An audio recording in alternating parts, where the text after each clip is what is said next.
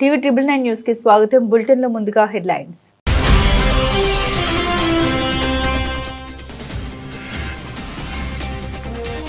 అమెరికాలో విమాన సర్వీసులపై shut down effect, వేలాది విమానాల ఆలస్యం.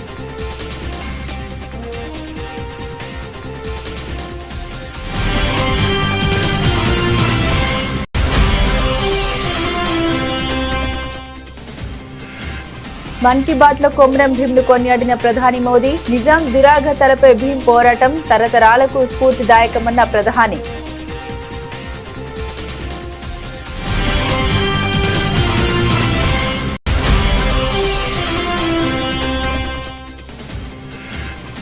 ఢిల్లీలో అట్టహాసంగా జరిగిన దీపావళి మిలన్ సమ్మాన్ కార్యక్రమం, ముఖ్య అతిథిగా హాజరైన ముఖ్యమంత్రి రేఖా గుప్తా.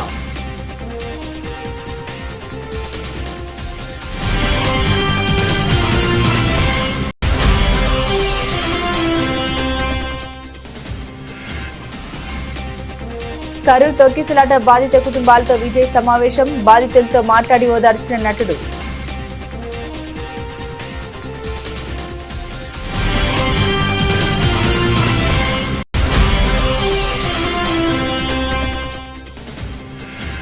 గత బీఆర్ఎస్ ప్రభుత్వంపై కాంగ్రెస్ ఎంపీ సంచలన ఆరోపణలు. కేసీఆర్ కుటుంబం లక్షల కోట్లు దోచుకుంది, అక్షర సత్యమంటూ విమర్శలు గుప్పించిన చామల కిరణ్.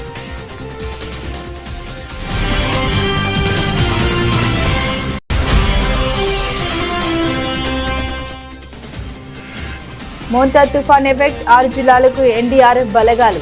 ఒక్కో జిల్లాకు 30 మంది సిబ్బందిని ఏర్పాటు చేసినట్టు వెల్లడించిన 10th battalion NDRF commander.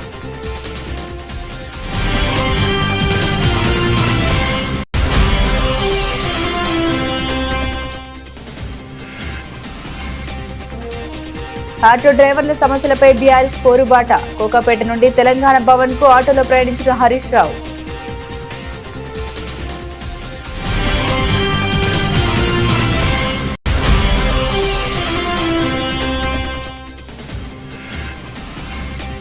Durgamma సన్నిధిలో మాజీ మంత్రి జోగి రమేష్ సత్య ప్రమాణం. నకిలీ మద్యం వ్యవహారంలో తమకు ఎలాంటి సంబంధం లేదని వెల్లడి.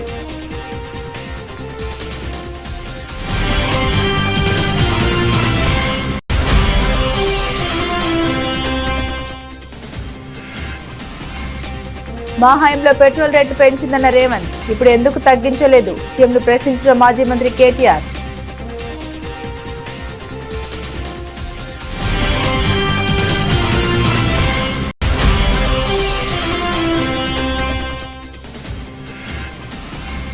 కర్నూలు బస్సు ప్రమాదానికి కల్తీ మద్యమే కారణం, తేల్చి చెప్పిన వైఎస్ఆర్సీపీ నేత వేమూరు ఇన్ఛార్జ్ వరికుటి అశోక్ బాబు.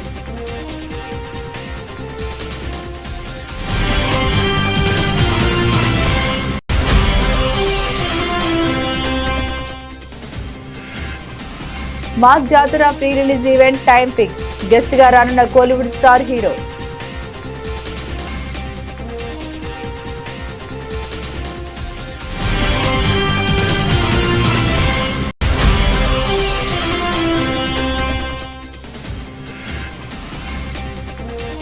రంజీ ట్రోఫీలో సరికొత్త చరిత్ర, 63 ఏళ్ల రికార్డు బద్దలు. కేవలం 540 బంతుల్లోనే ముగిసిన సర్వీసెస్ అసోం మ్యాచ్. అమెరికాలో విమానయాన సంస్థల్లో సిబ్బంది కొరత ఏర్పడింది. ప్రభుత్వ షట్డౌన్ కారణంగా జీతాలు అందకపోవడంతో సిబ్బంది విధులకు హాజరు కావడం లేదు. తాత్కాలికంగా ఫుడ్ డెలివరీ బాయ్లుగా మారిపోయారు. జీతాలు లేకుండా పనిచేయడం తమ వల్ల కాదని చెబుతున్నారు. దీంతో సరిపడా సిబ్బంది లేక ఎయిర్ ట్రాఫిక్ కంట్రోల్ సేవలకు తీవ్ర అంతరాయం ఏర్పడింది. ఫలితంగా విమాన సర్వీసులు ఆలస్యంగా నడుస్తున్నాయి.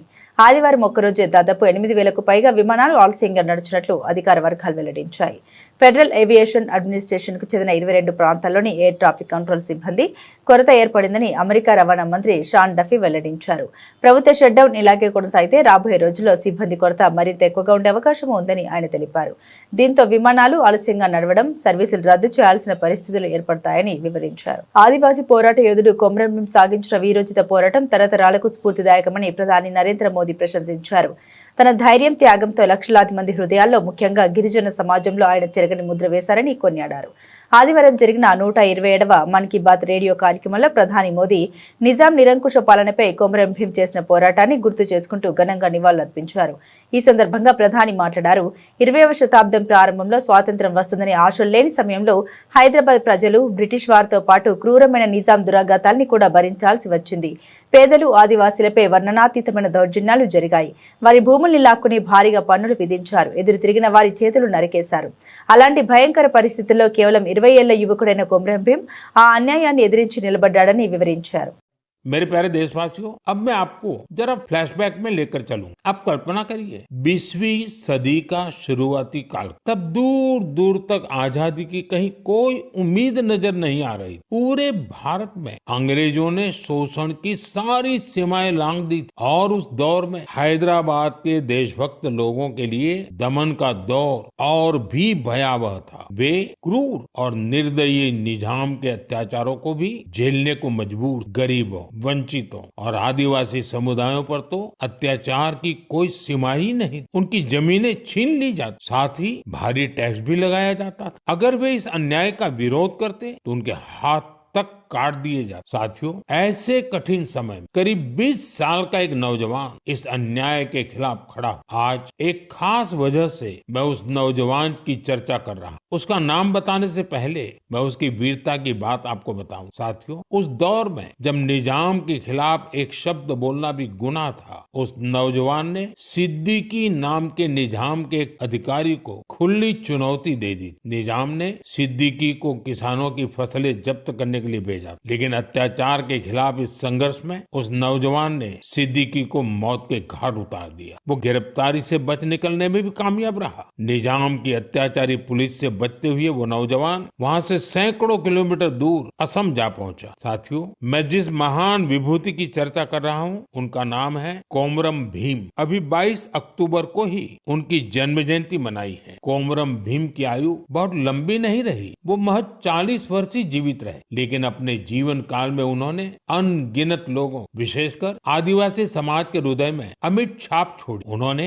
निजाम के खिलाफ संघर्ष कर रहे लोगों में नई ताकत, वे अपने रणनीतिक कौशल के लिए भी जाने जाते। निजाम की सत्ता के लिए वे बहुत बड़ी चुनौती बन गए। 1940 में निजाम के लोगों ने उनकी हत्या कर दी। युवाओं से मेरा आग्रह है कि वे उनके बारे में अधिक से अधिक जानने का प्रयास करें। कोमरम भीम की ना विनम्र निवाली आयन प्रजल హృదయాల్లో ఎప్పటికీ నిలిచి ఉంటారు. ఢిల్లీలోని సివిల్ లైన్స్ లో జరిగిన దీపావళి మిలన్ సమ్మాన్ కార్యక్రమం అట్టహాసంగా జరిగింది.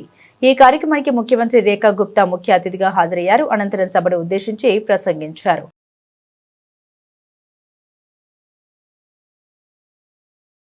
सबसे पहले तो ये सिविल लाइन वाले सब बहुत स्मार्ट हैं। इन्होंने सोचा घर जाके झगड़ा ना हो, इसलिए सारी अपनी श्रीमती लोगों को मंच दे दी, पूरी तरीके से सरेंडर। तो इससे ज्यादा समझदारी तो हो नहीं सकती कि घर की लक्ष्मी पे ही सारा दारोमदार डाल दिया कि बस यही है सब कुछ। तो बधाई देती हूँ मैं सिविल लाइन के अपने भाइयों को जो इतना श्रद्धा भाव रखते हैं और महिला शक्ति के सामने नतमस्तक है और बहुत एक्टिव है हमारी सिविल लाइन की सभी बहनें। विशेष रूप से नाम लेना चाहूँगी पूजा जी, अंजू जी, अंजना जी, शिवानी तनेजा जी, मधु काया जी, बीना कपूर जी, पारुल जी, प्राची जी, आशा जी और मेरे सामने बैठी मेरी सभी सखियाँ। अब सिविल लाइन वालों को भी कुछ जरूरत है, ये तो मैंने सोचा ना था। हमें तो लगता था भाई नॉर्थ में तो कोई पॉश एरिया है तो सिविल लाइन, तो सिविल लाइन की अपनी एक आबो हवा है, अपना एक माहौल है, अपना एक कल्चर है, एक इंटीमेसी है, एक परिवार है। मुझे खुशी है कि इस परिवार के सदस्य के नाते मैं आप सबके बीच में हूँ। और जैसा कि अभी तनेजा जी थे माइक पे। తమిళనాడులోని కరూర్లో తమిళిగ వెట్రి కజగం పార్టీ అధ్యక్షుడు నటుడు విజయ్ నిర్వహించిన ర్యాలీలో తొక్కిసలాట జరిగి 41 మంది ప్రాణాలు కోల్పోయిన సంగతి తెలిసిందే. ఈ దుర్ఘటన తర్వాత బాధిత కుటుంబాన్ని వీడియో కాల్లో పరామర్శించిన విజయ్ త్వరలోనే వారిని కలుసుకుంటామని అప్పట్లో హామీ ఇచ్చారు. తాజాగా సోమవారం బాధిత కుటుంబాన్ని చెన్నైకి పిలిపించుకుని వారితో సమావేశమయ్యారు. ప్రత్యేక బస్సులు ఏర్పాటు చేసి బాధిత కుటుంబ సభ్యుల్ని చెన్నైలోని మహాబలిపురంలో ఉన్న ఓ రిసార్ట్ కు తరలించారు. ఈ సమావేశం కోసం టీవీకే పార్టీ రిసార్ట్ లోని 50 గదుల్ని బుక్ చేసినట్లు సమాచారం. సెప్టెంబర్ 27న విజయ్ కరూర్లో నిర్వహించిన ప్రజల సభ తీవ్ర విషాదాన్ని నింపిన సంగతి తెలిసిందే. ఇక్కడ జరిగిన తొక్కిసలాటలో 41 మంది మృతి చెందగా 60 మందికి పైగా గాయపడ్డారు. తొక్కిసలాట జరిగిన వెంటనే విజయ్ ఆవేదన వ్యక్తం చేశారు. మృతి చెందిన ప్రతి కుటుంబానికి టీవీకే తరపున 20 లక్షల పరిహారాన్ని కూడా ప్రకటించారు. కరూర్ వెళ్లి బాధిత కుటుంబాన్ని స్వయంగా ఓదార్చేందుకు విజయ్ ప్రయత్నించారు. హైదరాబాద్ ప్రజలకు 1,00,000 ఇండ్లు ఎక్కడ ఇచ్చారో చెప్పాలని బీఆర్ఎస్ నాయకుల్ని భువనగిరి పార్లమెంట్ సభ్యులు చామల కిరణ్ కుమార్ రెడ్డి ప్రశ్నించారు. ఈ విషయమై ఆయన మాట్లాడారు. ప్రజలకు 1,00,000 ఇండ్లు ఎక్కడ ఇచ్చారో కానీ మీ కుటుంబం లక్షల కోట్లు దోచుకుంది అక్షర సత్యం అంటూ విమర్శలు గుప్పించారు. హరీష్ రావు గారు ఇవాళ మీరు ఎక్కడో మాట్లాడుకుంటా గువ్వ గుయ్యమంటది చెంప చెల్లుమంటదని మాట్లాడుతారు. ఎవరి గువ్వ గుయ్యమంటదో ఎవరి చెంప చెల్లుమంటదో 11వ తారీఖు నాడు తెలుస్తుంది. మా మామ 1,00,000 ఇల్లులు కట్టించిండు హైదరాబాద్లో. రేవంత్ రెడ్డి వచ్చి 1,00,000 ఇల్లులు కూల్చిండు హైదరాబాద్ అంటుండు. నిన్న మననే వర్షాకాలం అయిపోయింది. ప్రజలు ఎంత ఇబ్బందులు పడుతున్నారో చూస్తున్నాం. వాళ్ళ మామ హైదరాబాద్ న్యూయార్క్ చేస్తా అని చెప్పి ఏం చేసిండా అంటే 1,00,000 ఇల్లులు ఎక్కడ కట్టిండో మాకు తెలియదు, ఎవరికి ఇచ్చిండో మాకు తెలియదు. మరి ఆ 1,00,000 మంది వచ్చి రోడ్డు మీద వచ్చి చెప్పియమని చెప్పి. కానీ ఒకటైతే చేసి వీళ్ళు ప్రభుత్వ అధికారులను అందరినీ చేతి కింద పెట్టుకొని ఇష్టానుసారంగా నాలాల మీద చెరువుల మీద పర్మిషన్లు ఇచ్చి ఇవాళ హైదరాబాద్ నగరాన్ని తెలంగాణ వచ్చిన తర్వాత హైదరాబాద్ని ప్రపంచ ఖ్యాతి నగరంగా చేస్తా అని చెప్పిన వాళ్ళు మొత్తం మునిగిపోయే నగరం చేసిరు. ఇవాళ రేవంత్ రెడ్డి గారి సర్కార్ వచ్చిన తర్వాత ఈ హైదరాబాద్ నగరం ప్రతి వానాకాలం చిన్న చిన్న వానలు పడితే కూడా ఎక్కడ పోలేని పరిస్థితి వస్తే హైదరాబాద్లో ఇల్లీగల్గా చెరువుల మీద కట్టిన వాళ్ళను నాలా మీద కట్టిన వాళ్లకు వార్నింగులు ఇచ్చి కొన్ని మరీ దారుణంగా రివర్ బెడ్లా కట్టినవి ఉంటే కూలగొట్టే ప్రయత్నం చేశారు. ఈ రోజు హైదరాబాద్లో ఎవరన్నా వాటర్ ఫ్రంట్ రివర్ ఫ్రంట్ నాలా మీద కడితే కుననిగా కూడా ఎవరు సిద్ధంగా లేడు. దీనికి కారణము రేవంత్ రెడ్డి గారు హైడ్రా. ఇవాళ ఎన్నికలు వచ్చినాయి కదా అని చెప్పి ఏ వేదికల మీద పడితే ఆ వేదికల మీద హరీష్ రావు గారు పనికిరాని మాటలు మాట్లాడుతుండు. కేవలం గెలవాలన్న ఉద్దేశంతో తప్ప ఏది వాస్తవం లేదు ఆయన మాట్లాడేదాంట్లో. ఒకప్పుడు ఆయన ట్రబుల్ షూటర్ అనుకుర్రు. ప్రతి ఎన్నికలలో ఆయన వచ్చిందంటే మనం హుజురాబాద్ ఎన్నికలలో చూసినాం. కవర్లలో పైసలు పెట్టి ఓటర్ లిస్టుల ప్రకారం ఇంటింటికి నిద్ర లేవక ముందే దర్వాజా కింద నుంచి తోసిపోయినట్టు జూబ్లీ హిల్స్ కూడా చేద్దాం అనుకున్నాం. మోంతా తుఫాన్ ప్రభావం ఆంధ్రప్రదేశ్పై అత్యధికంగా ఉంటుందని వాతావరణ సంస్థలు హెచ్చరిస్తున్నాయి. దీని ప్రభావంతో రాష్ట్ర వ్యాప్తంగా భారీ వర్షాలు బలమైన గాలులు వీచే అవకాశం ఉండడంతో అధికార యంత్రాంగం అప్రమత్తమైంది. ముందు జాగ్రత్త చర్యగా విద్యార్థుల భద్రతను దృష్టిలో ఉంచుకుని ప్రభుత్వం పలు జిల్లాల్లోని పాఠశాలలకు సెలవులు ప్రకటించింది. మరోవైపు మోంతా తుఫాన్ హెచ్చరికల నేపథ్యంలో రాష్ట్రంలోని 6 జిల్లాలకు ఎన్డీఆర్ఎఫ్ బలగాలు చేరుకున్నాయని 10th battalion NDRF commander VVN Prasanna Kumar తెలిపారు. ఒక్కో జిల్లాకు 30 మంది సిబ్బందితో కూడిన ఎన్డీఆర్ఎఫ్ బృందం కేటాయించినట్లు వెల్లడించారు. పొట్టి శ్రీరాములు, నెల్లూరు, శ్రీకాకుళం, డాక్టర్ బిఆర్ అంబేద్కర్, కోనసీమ, కాకినాడ, పశ్చిమ గోదావరి, కృష్ణా జిల్లాలకు ఎన్డీఆర్ఎఫ్ బృందాలు చేరాయని పేర్కొన్నారు. మన వాతావరణ శాఖ ఇచ్చిన హెచ్చరికల నేపథ్యంలో మోంతా ప్రస్తుతం అది తీవ్ర వాయుగుండంగా మారింది. అది రేపటికి తుఫానుగా, ఎల్లుండికి అది తీవ్ర తుఫానుగా మచిలీపట్నం మరియు కళింగపట్నం మధ్యలో కాకినాడ వద్ద తీరం దాటుతుందనేసి వాళ్ళు సమాచారం ఇచ్చారు. ఆ సమాచారం మేరకు రాష్ట్ర ప్రభుత్వం అనేక చర్యలు తీసుకుంటుంది. సో ఆ చర్యల్లో భాగంగా ఈ తుఫాన్ టైంలో ఎవరైతే ప్రజలు ముంపు ప్రాంతాల్లో ఉన్న ప్రజలు ఎవరికైతే సహాయ సహకారాలు కావాలో వాళ్ళందరి కోసం 6 ఎన్డీఆర్ఎఫ్ టీంలు డిప్లాయ్ చేయడం జరిగింది. అవి నెల్లూరు, కృష్ణా, వెస్ట్ గోదావరి, కోనసీమ, కాకినాడ మరియు శ్రీకాకుళం జిల్లాల్లో మా టీమ్స్ ఆల్రెడీ డిప్లాయ్ అయ్యి ఉన్నాయి. ఇదే కాకుండా ఈరోజు సాయంత్రం ఒక టీము కేంద్ర పాలిత ప్రాంతం యానాంకు కూడా వెళ్ళటం జరుగుతుంది. ఇంతే కాకుండా కొన్ని టీంలు విజయవాడలో, కొన్ని టీంలు వైజాగ్లో కూడా మేము రిజర్వ్లో ఉంచాము.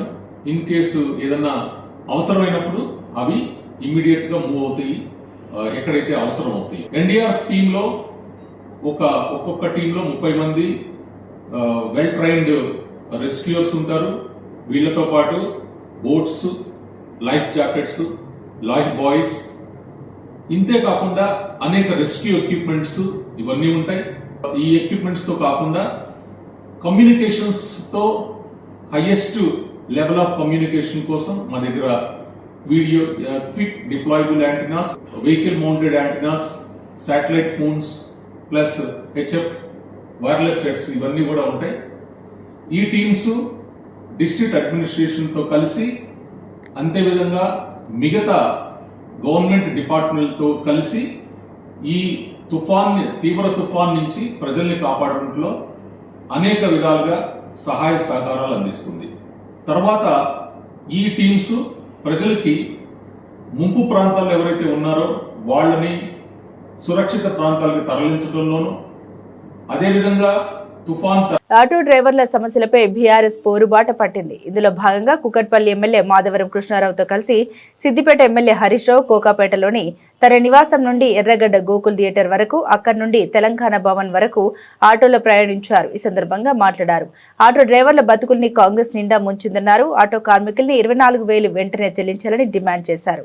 ఆటో కార్మికులకు రేవంత్ రెడ్డి ప్రభుత్వం 1,500 కోట్లు బాకీ పడిందని, ఆ మొత్తాన్ని వెంటనే విడుదల చేయాలన్నారు. ఆటో కార్మికులకు పైసలు ఇవ్వకుండా ఢిల్లీకి మూటలు పంపుతున్నారని విమర్శించారు. ఆటో కార్మికుల్ని పట్టించుకోకుండా మంత్రులు వాటాల కోసం తన్నుకుంటున్నారని ధ్వజమెత్తారు. ఆటో డ్రైవర్ల బీమా 10 లక్షలకు పెంచాలన్నారు. రాహుల్ గాంధీ గారు, మరి నువ్వు ఆనాడు ఓట్లు వేయించుకున్నాడు, ఆటో ఎక్కి తిరిగినావు, మళ్ళా రావు హైదరాబాద్ కు? నువ్వు మళ్ళా హైదరాబాద్కి వస్తే మొత్తం ఆటోలన్నీ తెచ్చి శంషాబాద్ ఎయిర్పోర్ట్ లో బిడ్డానికి అడ్డం పెట్టి మా ఆటో కార్మికులని నిలదీస్తారు. జాగ్రత్త. ఆనాడు ఓట్లప్పుడు ఆటో ఎక్కుతావు, డబ్బల ఓట్లు వాడి గద్దె మీద కూర్చోగానే 2 ఏళ్ళు యాదికి లేదా రాహుల్ గాంధీకి? ఈ రోజు రేవంత్ రెడ్డి కళ్లు తెరిపియాలని, రాహుల్ గాంధీకి ఆటో కార్మికుల బాధ తెలవాలని బీఆర్ఎస్ పార్టీ రాష్ట్ర వ్యాప్తంగా ఆటోలెక్కి ఈ నిరసన కార్యక్రమాన్ని చేపడతా ఉన్నాము. వెంటనే బాకీ పడ్డ 24,000 రూపాయలు ఈ రాష్ట్రంలో ప్రతి ఆటో కార్మికునికి ఇవ్వాలి. అంత కలిపితే ఎంత అవుతుంది? 1,500 కోట్లు అవుతుంది. మొత్తం ఆటో కార్మికులకు బాకీ పడ్డ 24,000 ఇస్తే 1,500 కోట్లు అవుతుంది. మొన్న నువ్వు మద్యం దుకాణాలు పెట్టినావు కదా, 3 లక్షలు ఫీజు పెంచినావు, మద్యం సీసాల ధరలు పెంచినావు, బీర్ పెంచినావు, విస్కీ పెంచినావు. మొన్న మద్యం అప్లికేషన్ల మీద నీకు 3,000 కోట్ల రూపాయలు డబ్బు వచ్చింది కదా, ఒక సగం ఇచ్చేయి, మా ఆటో కార్మికులను యాడ్ చేసుకుంటారు. 3,000 కోట్లు ఈ నెల వచ్చినాయి కదా, నీకు ఆదాయం అదనంగా వచ్చింది. మద్యం షాపుల మీద, దరఖాస్తుల మీద 3,000 కోట్ల రూపాయలు సంపాదించినావు. మరి ఆ 1,500 కోట్లు ఆటో కార్మికులకు బాకీ పడ్డావు, దాన్ని విడుదల చేయి, ఆటో కార్మికుల్ని కాపాడుకో అని చెప్తా ఉన్నాము. ఇప్పటికీ ఆటో కార్మికులు 161 మంది ఆటో కార్మికులు ఈ రాష్ట్రంలో ఇప్పటి వరకు చనిపోయారు. ఆ కుటుంబాలు రోడ్డు మీద పడ్డాయి. చనిపోయిన ఆటో కార్మికుల కుటుంబాలకు 10 లక్షల రూపాయల ఎక్స్గ్రేషియా ఇవ్వాలని బీఆర్ఎస్ పార్టీ పక్షాన్ని డిమాండ్ చేస్తా ఉన్నాం. ఇవాళ ఆటో కార్మికులు ఇంకా ఎవరు కూడా చనిపోవద్దని కూడా తమ్ముళ్ళని మేము కోరుతా ఉన్నాం. ధైర్యంగా ఉండండి, పోరాడుదాం. మీ పిల్లలు, మీ భార్య, కుటుంబ సభ్యులు వీధిన పడద్దు. మీరు ధైర్యంగా ఉండండి. మళ్లీ వచ్చేది బీఆర్ఎస్ ప్రభుత్వం, తప్పకుండా మిమ్మల్ని కాపాడుకుంటాం. నకిలీ మద్యం కేసులో తనపై వస్తున్న ఆరోపణ ఖండిస్తూ వైసీపీ నేత మాజీ మంత్రి జోగి రమేష్ విజయవాడలోని కనకదుర్గమ్మ ఆలయంలో సత్య ప్రమాణం చేసి తన నిర్దోషితత్వాన్ని నిరూపించుకునే ప్రయత్నం చేశారు. కుటుంబ సభ్యులతో కలిసి ఇంద్రకీలాద్రికి చేరుకున్న ఆయన ఘాట్ రోడ్డు ప్రవేశ ద్వారం వద్ద చేతిలో దీపం వెలిగించి ఈ కేసుతో తనకు ఎలాంటి సంబంధం లేదని స్పష్టం చేశారు. ఈ సందర్భంగా జోగి రమేష్ మాట్లాడారు. నా వ్యక్తిత్వంపై నింద వేశారు, నా మనసును గాయపరిచారు, నా కుటుంబాన్ని అవమానించిన వారికి అమ్మవారు మంచి బుద్ధి ప్రసాదించాలని అన్నారు. నాపై తప్పుడు ఆరోపణ చేసిన వారు సత్య ప్రమాణానికి సిద్ధమా? కనీసం లైట్ డిటెక్టర్ టెస్ట్ కైనా వచ్చి దమ్ముందా? కనకదుర్గమ్మ సాక్షిగా నేను తప్పు చేసినట్లు నిరూపించాలని సవాల్ విసిరారు. తిరుమల రాలేను, అమ్మ కనకదుర్గమ్మ దగ్గరికి రాలేను అంటే నేనే మీ ఇంటికి వస్తా, నేనే నా కుటుంబాన్ని తీసుకుని మీ దగ్గరికి వస్తా. భగవద్గీత మీద ప్రమాణం చేసి చెప్పు చంద్రబాబు నాయుడు గారు, జోగి రమేష్ తప్పు చేశాడు అంటే ఏ శిక్షకైనా సిద్ధంగా ఉన్నానని చెప్పా. దాని మీద కూడా చలనం లేదు. లైట్ డిటెక్టర్ టెస్ట్ ఎవరైనా ముందుకు వస్తారా? ఎవరైనా దమ్ముగా వస్తారా? లైట్ డిటెక్టర్ టెస్ట్ కైనా రెడీ అని చెప్పేశా. అది కూడా లేదు. తర్వాత చంద్రబాబు నాయుడుతో సమావేశమైన తర్వాత వల్లరామయ్య గారు తిరుమల కాదు, ఏడుకొండల వారి దగ్గర కాదు, చంద్రబాబు నాయుడు ఇంటి దగ్గర కాదు, లైట్ డిటెక్టర్ టెస్ట్ కాదు, నార్కో ఎనాలిసిస్ టెస్ట్కి సిద్ధమా అని అడిగాడు. నేను అమ్మ కనకదుర్గమ్మ సాక్షి ఇంతకు ముందు చెప్పాను, ఇప్పుడు చెప్తా ఉన్నాను. నార్కో ఎనాలిసిస్ టెస్ట్ కూడా సిద్ధమే అని చెప్పేసి దమ్ముగా చెప్పా. ఇంతవరకు ప్రభుత్వం నుంచి సమాధానం లేదు. సమాధానం లేకపోగా ఈరోజు చంద్రబాబు నాయుడు గారు వచ్చి, లోకేష్ గారు వచ్చి, ఆ శాఖ మంత్రి గారు వచ్చి, సిట్ అధికారి గారు వచ్చి జోగి రమేష్ తప్పు చేశాడని చెప్తే అమ్మ కనకదుర్గమ్మ సాక్షిగా ఇక్కడే ఉరి వేసుకొని చచ్చిపోవడానికైనా జోగి రమేష్ సిద్ధంగా ఉన్నాడని చెప్పేసి రాష్ట్ర ప్రజలకు చెప్తా ఉన్నా. తప్పు చేయని నన్ను, నా వ్యక్తిత్వ అననాన్ని దెబ్బతీసిన ముఖ్యమంత్రి చంద్రబాబు నాయుడు, నా వ్యక్తిత్వ అననాన్ని దెబ్బతీసిన లోకేష్, మీరు సమాధానం చెప్పాలా? ఈరోజు ఇంత దమ్ముగా, ఇంత ధైర్యంగా గుండెల మీద చేవేసుకొని నా కుటుంబాన్ని తీసుకొచ్చి నా భార్య పిల్లలతో సహా నీ ముందు నిలబడ్డా, అమ్మ కనకదుర్గ ముందు నిలబడ్డా, కృష్ణమ్మ తల్లి ఒడ్డు నిలబడ్డా. దయచేసి రాష్ట్ర ప్రజలు గమనించమని కోరుతా ఉన్నా. గతంలో మా ప్రభుత్వం ఉన్నప్పుడు పెట్రోల్ రేట్లు పెంచి 33 రూపాయలు నరేంద్ర మోదీ 32 కేసీఆర్ తీసుకుంటున్నారని రేవంత్ రెడ్డి ఆరోపించారని, అయితే ప్రస్తుతం రేవంత్ రెడ్డి అధికారంలోకి 2 సంవత్సరాలు అయింది కదా, మరి పెట్రోల్ ధరలు ఎందుకు తగ్గించలేదని మాజీ మంత్రి బీఆర్ఎస్ వర్కింగ్ ప్రెసిడెంట్ కేటీఆర్ ప్రశ్నించారు. సోమవారం తెలంగాణ భవన్లో కేటీఆర్ మీడియాతో మాట్లాడారు. ఎక్కడైనా అస్సలు కంటే మిత్తెక్కుంటుందా? 40 రూపాయలకు మన ఇంటికాడ మన బండిలో పట్టించాల్సిన పెట్రోల్, 30 రూపాయలకు పోయాల్సిన డీజిల్ ఇవాళ 95 రూపాయలు, 105 రూపాయలు. क्या बोले याद है आपको? समझ आया क्या बोले उन्होंने? केसीआर साहब और मोदी साहब दोनों मिलके 105 रुपया हो गया डीजल. एक्चुअली डीजल का असली कीमत है 40 रुपया, ऊपर का जो 65 रुपया है उसमें से 32 रुपया मोदी ले रहे, 32 रुपया चंद्रशेखर राव साहब मतलब केसीआर साहब ले रहे हैं. ये सब ये लोग चोर है, आपके पैसे ले रहे बोल के बोले. मैं पूछ रहा हूँ आपसे, 2 साल हो गए ना इनको आके, फिर ये 2 साल में कई को, फिर इन्हों कई को ले रहे, 32 को बढ़ा के 40 कई को ले रहे इन्हों. फिर अगर केसीआर साहब तब आपको, अगर आपके जेब काट रहे थे, इन्हों क्या कर रहे फिर अभी? तो अरे भाई, मैं उसको चोर नहीं बोला, आप बोले केस लगेगा तो आप पे लगेगा. नहीं मजाक कर रहा हूँ. एक और बात बोले, డీజిల్ కైకు नहीं కట్టారా? फिर आप డీజిల్ ధరలు మీరే చెప్పారు కదా, 32 రూపాయలు కేసీఆర్ గారు తీసుకుంటున్నారు, 32 రూపాయలు మోడీ గారు తీసుకుంటున్నారు, అసలు కీమతు 40 రూపాయలని మీరే చెప్పినారు. మరి వాళ్ళు ఎందుకు తీసుకుంటున్నాడు? సమాధానం చెప్పాలి రేవంత్ రెడ్డి రేపు వచ్చినప్పుడు. మా పిల్లలకు, మా ఆటో అన్నలకు, మా రైతులకు అందరికి. కర్నూలు బస్సు ప్రమాదానికి కల్తీ మద్యమే కారణమని, ఈ ఘటనలో ముఖ్యమంత్రి చంద్రబాబు మొదటి ముద్దాయని వైఎస్ఆర్సీపీ వేమూరు నియోజకవర్గ ఇన్ఛార్జ్ వరికుటి అశోక్ బాబు స్పష్టం చేశారు. తాడపల్లి వైఎస్ఆర్ కాంగ్రెస్ పార్టీ కేంద్ర కార్యాలయంలో మీడియాతో మాట్లాడారు. బస్సు దహనం ప్రమాదవశాత్తు జరిగిన ఘటన కాదని, ఇది ముమ్మాటికి ప్రభుత్వ హత్యలేనని ఆయన తేల్చి చెప్పారు. పెద్ద ఎత్తున మద్యం షాపుల్ని ప్రైవేటు వ్యక్తులకు కేటాయించిన ప్రభుత్వం ప్రతి వీధిలోనూ తమ పార్టీ నాయకులతో బెల్ట్ షాపుల ద్వారా విచ్చలవిడిగా మద్యం అమ్మకాలు సాగిస్తుందని మండిపడ్డారు. ఖచ్చితంగా కల్తీ మద్యం తయారీపై సిబిఐ విచారణ చేపట్టాలని డిమాండ్ చేశారు. కర్నూలులో జరిగినటువంటి బస్సు ప్రమాదానికి సంబంధించినటువంటి కారణం కల్తీ మద్యం. కర్నూలులో బస్సు ప్రమాదానికి కల్తీ మద్యానికి ఏంటి సంబంధం ఏంటని చెప్పేసి మీరు అనుకోవచ్చు. ఖచ్చితంగా ఈ బస్సు ప్రమాదానికి కారణం కల్తీ మద్యం మాత్రమేనని చెప్పేసి చెప్తా ఉన్నా. ఎందుకంటే ఈ రాష్ట్రంలో చంద్రబాబు నాయుడు గారి పార్టీ, తెలుగుదేశం పార్టీ ప్రభుత్వం విచ్చలవిడిగా మద్యాన్ని ప్రైవేటు వ్యక్తులకి మద్యం షాపులు అందించి, తద్వారా బెల్ట్ షాపులు, ఎవరైతే తెలుగుదేశానికి సంబంధించినటువంటి నాయకులు ఉన్నారో వాళ్ళకి గ్రామాలలో బెల్ట్ షాపులు ఇచ్చి 2 లక్షలకి 3 లక్షలకి బెల్ట్ షాపులు ఇచ్చి, ఈ రాష్ట్రంలో ఏటీఎం అంటే ఎనీ టైం మనీ అనేది తీసేసి ఎనీ టైం మద్యం అనేటువంటి దాన్ని తీసుకొచ్చినటువంటి చంద్రబాబు నాయుడు గారు ఖచ్చితంగా ఈ యొక్క ప్రమాదానికి కారణమని చెప్పేసి చెప్తా ఉన్నా.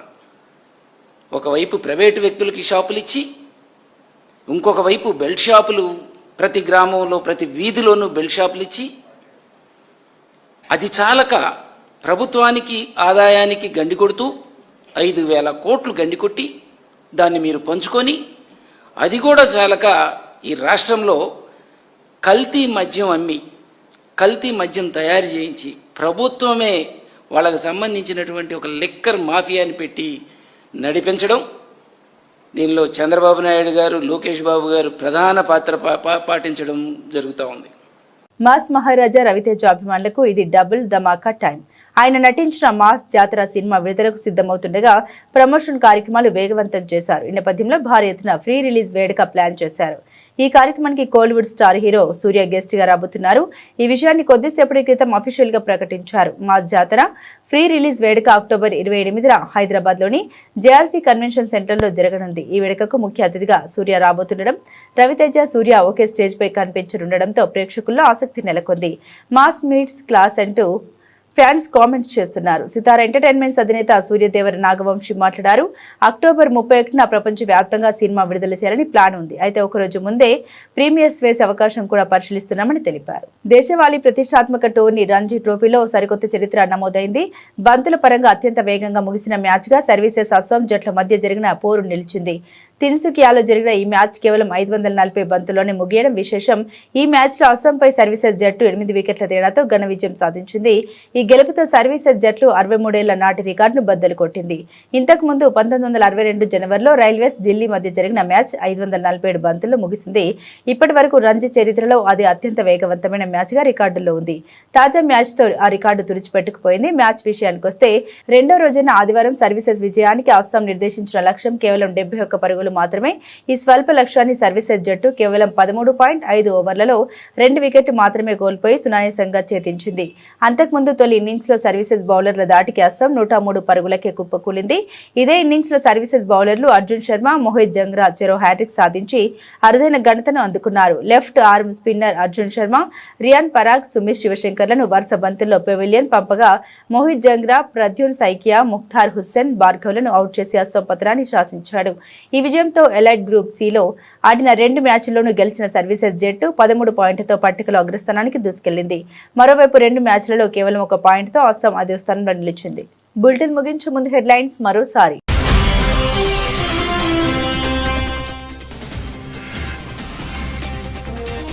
అమెరికాలో విమాన సర్వీసులపై షట్ డౌన్ ఎఫెక్ట్, వేలాది విమానాల ఆలస్యం.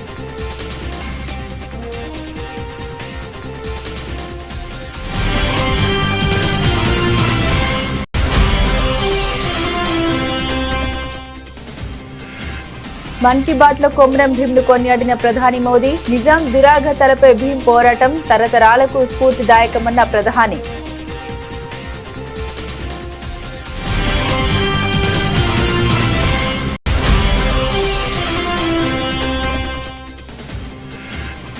ఢిల్లీలో అట్టహాసంగా జరిగిన దీపావళి మిలన్ సమ్మాన్ కార్యక్రమం. ముఖ్య అతిథిగా హాజరైన ముఖ్యమంత్రి రేఖా గుప్తా.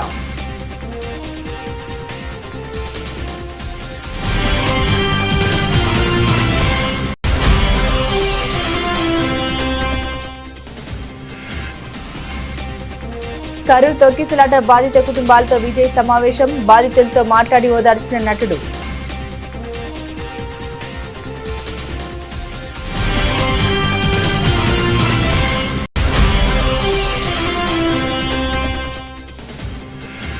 గత బీఆర్ఎస్ ప్రభుత్వంపై కాంగ్రెస్ ఎంపీ సంచలన ఆరోపణలు.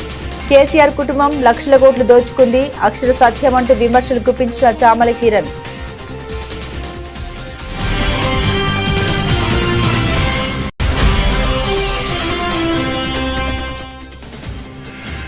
మోంతా తుఫాన్ ఎఫెక్ట్, 6 జిల్లాలకు ఎన్డీఆర్ఎఫ్ బలగాలు. ఒక్కో జిల్లాకు 30 మంది సిబ్బందిని ఏర్పాటు చేసినట్టు వెల్లడించిన 10th battalion NDRF commander.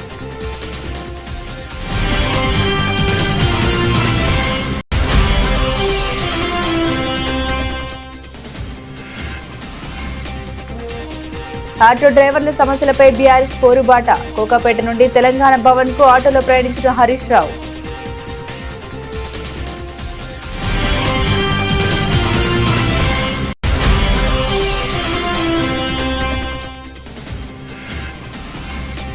Durgamma సన్నిధిలో మాజీ మంత్రి జోగి రమేష్ సత్య ప్రమాణం.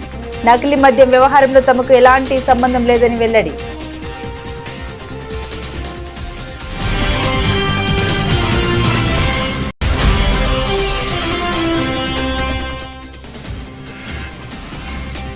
మా హయాంలో పెట్రోల్ రేట్లు పెంచిందన్న రేవంత్, ఇప్పుడు ఎందుకు తగ్గించలేదు సీఎంను ప్రశ్నించిన మాజీ మంత్రి కేటీఆర్.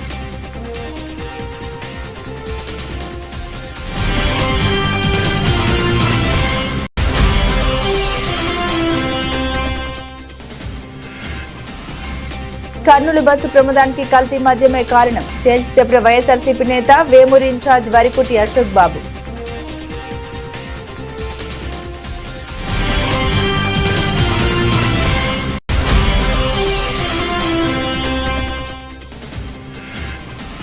మాక్ జాతర pre release event time fix, guest గా రానున్న కోలీవుడ్ స్టార్ హీరో.